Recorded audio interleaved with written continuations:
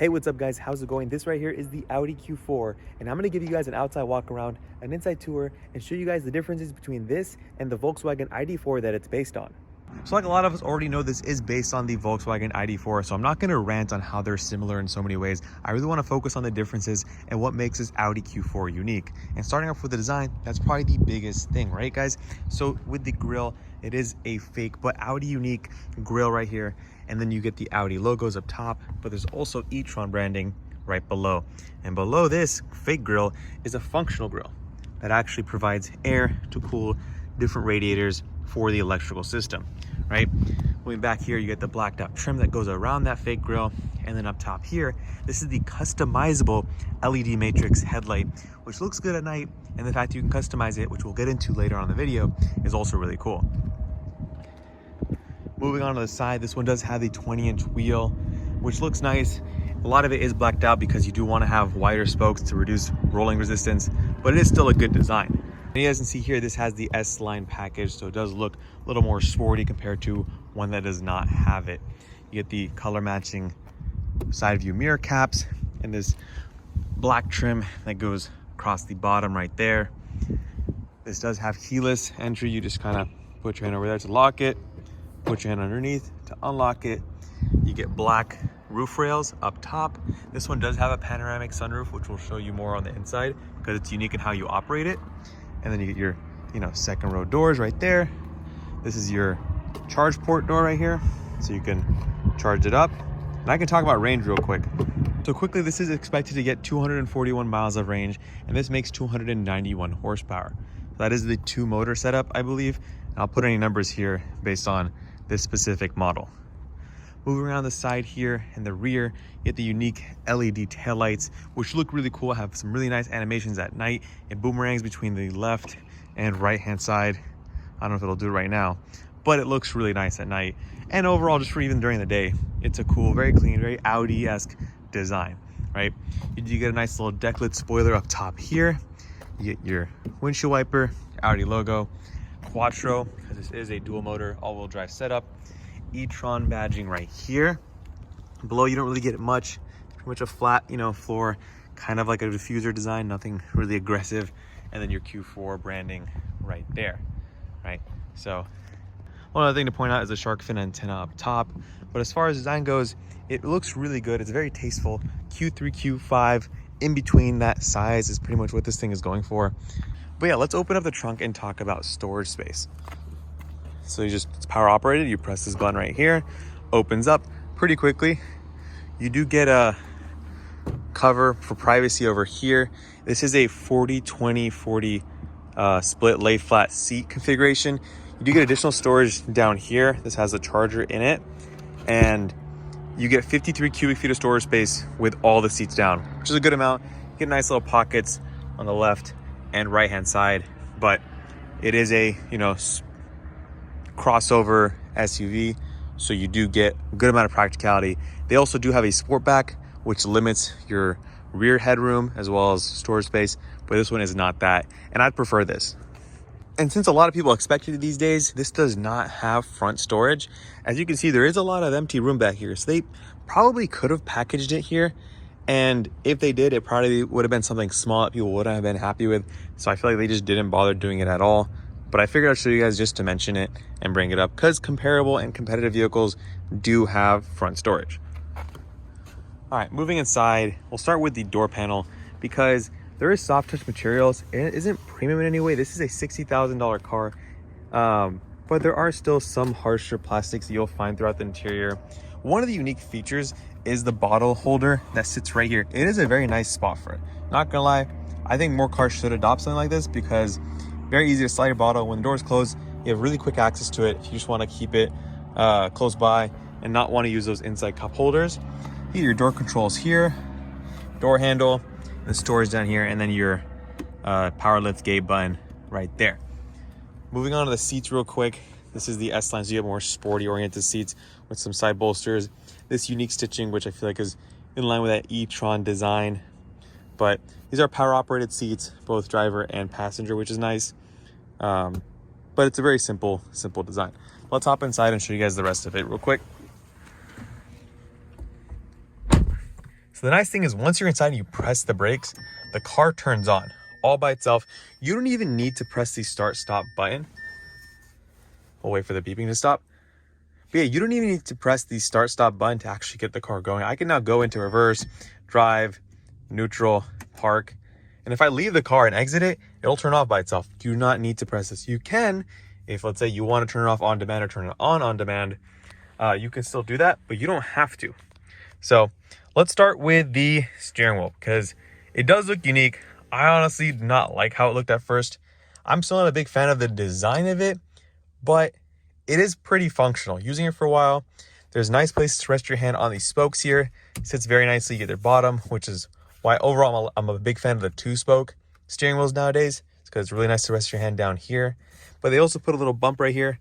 So if you're more like a, hold up, make sure we're in park here before I let off the brake. But if you're more like me, like to put your hand just right here, that little bolster really feels nice in your hand and gives you good support when holding the steering wheel. This does have the virtual cockpit that most Audis have, but you can actually use the steering wheel controls. They are touch sensitive. So while there are buttons, you can physically press in and out if you want. You can swipe out and in or whatever. Then you have your view button if you want to change the cockpit view, your menus, you slide left and right. Then you have your menu button here if you want to get rid of that, and then your back button. On the right hand side, your heated steering wheel, you can go skip tracks, up and down on the volume, but we don't want to get demonetized here. Calls, your custom button, and then your voice command, right? Moving up top, let's see if we can see it. This does have a this does have a heads-up display, and it has augmented reality. So it'll show navigation instructions, and I tried it out, and it's really nice.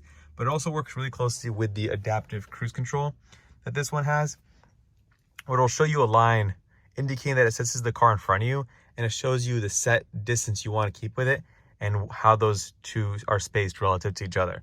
So it's really nice, use of augmented reality, and just takes advantage of a more advanced heads-up display.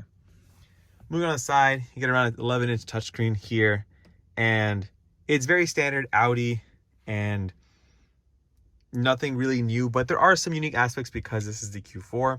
If you go into the vehicle settings, you get a charging and efficiency menu because this is all electric. You have range mode. If you just press on the I, range mode helps you maximize the current remaining range by using a speed limiter, which you can override briefly using the kickdown function. That's of your throttle. If you really want to get every ounce of range, you can. But going back to the steering wheel, speaking of charging, you do have paddles, but that's just to adjust regen on the fly when you're coasting and want to come to a complete stop.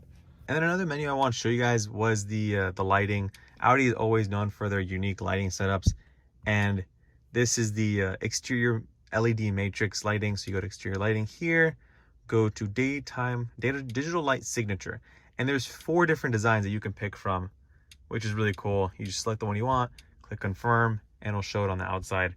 I think more cars could adopt this. I mean, it gives you a unique character. The daytime running light signature is a very unique aspect of a car, unique design aspect. And the fact that they give you options here really makes it your own, and I think it's a good use of that technology. Moving on to the sides, you get vents, huge vents on both the left and right hand side of the screen. These are massive for the driver as well, and I think that's nice. It's practical.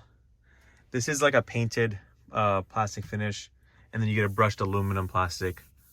Looks like a brushed aluminum up top. Moving on the side, this does have a Sonos 10-speaker sound system with a subwoofer. It's actually impressive. This is Sonos's first 10-speaker sound system or audio system for a vehicle, and they did a pretty decent job with it. They partnered with Audi. This is like I said, their first time, and they did a good job. You get your AC controls here. You can turn that on or off if you want. You have your drive select. You have different drive modes: efficiency, comfort, auto, dynamic, and individual. I've been in efficiency a lot of the times, and it still has good enough pep. It does not throttle down the accelerator pedal feel that much. Hazards, traction control off. This is your gear selector. Put your foot on the brake, just like the e-tron GT, and it works fine. It's very intuitive. Park. Then you have your scroll wheel, which has been on Audi's A3, S3, RS3 setup. It works. It's intuitive. Not really much to complain about. It's kind of like an iPod, if you're familiar with that. Going down here, you get decent storage. two USB-C ports, your 12-volt outlet, and then there's a wireless charging pad right here. There is this clip, because I'll demonstrate here. If you just had your phone here and you hit the brakes, it's gonna topple forward, but you slide that in and it'll keep your phone pressed up against the wireless charging pad. And I think it's a decent design. It works. Hopefully this doesn't break because it is plastic, but that is an interesting way to put the wireless charger. Right here, just, there's harsher plastics, cup holders down here, very basic setup. Then you have your armrest that can, go up a certain distance if you want. And you get a little tiny cubby here. So not much to write about as far as this goes. Moving up top, you do get your touch controls. If you want to open up the lights here, you can tap on your side to just turn on yours, or the passenger side to turn on theirs. You get these two slots here, right? So one of them is for your shade. You just swipe it back and it'll open up your shade. Huge panoramic glass roof. I think it's perfectly sized for this vehicle. And a lot of vehicles in this segment do have it. This has a movable glass roof, and that's what the slot next to it is for. If I slide that up, it'll open that as well. So that's nice. It opens pretty far back. You get a nice section here, your wind diffuser up here, and then to close it, you just slide it down. You can do the other one as well. The nice thing is they operate independently. Volvo has a system similar to this, but it's one slot for both controls, and you need to just understand how that works. So a nice implementation. It works. You could use buttons, but this uses a lot of sliding between here, and then between the steering wheel. They really kind of stuck with the sliding instead of the pressing buttons. So let's hop onto the back seats real quick. Like I said, the vehicle is probably going to turn off because it's recognizing me getting up. Oh, and real quick, child locks. I probably showed it earlier, but didn't mention it. Individual between the driver and passenger rear second row. So opening up the passenger or driver side rear door, you do also get another bottle holder here. It is harder plastic. Putting like a metal bottle in here does feel kind of rough. It's pretty loud. You get your soft touch materials. This is a harder touch compared to the front. Your Sonos tweeter right here, another speaker grill on down there, and then a conventional pocket that most cars have. Well, let's hop inside and get an idea of room. You do get a good amount of it. The wheelbase is longer compared to like a Q3. So you get a decent amount of rear leg room. And then you get vents down back here. You can control the temperature when it's on. USB-C ports, 12-volt back here as well. And then you get lights up top and armrest with two cup holders. So pretty simple second row, to be honest with you guys. I do like the fact that, like I said earlier, this does have a 20-40 split, so you can easily bring this down if you'd like to just fit something long, but still maintain two full passenger seats. You don't need to, jeopardize a 60-40 split. It gives you that versatility, so I like that.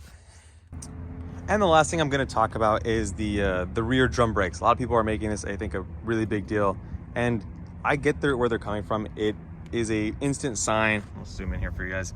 It's an instant sign that a company is trying to cut costs, but from an engineering standpoint, it's them, meeting system level requirements, right? So if a lot of this vehicle's braking system can be done by the electric motors regen, and beyond that point, majority of that braking will end up being done on the front brakes, your rear brakes don't end up needing a lot of demand. And in the event of emergency, it will use it, of course, but to that extent, rear drum brakes aren't bad. They've worked for a long time, and they're a lot less maintenance compared to disc brakes. So we cannot forget that, old technology can still be relevant and used in today's world, and ultimately, save money. I'm not saying they're saving any costs and passing it down to an Audi customer, because this is a very expensive vehicle, but at the same time, it's if it's not necessary, you don't need to have it.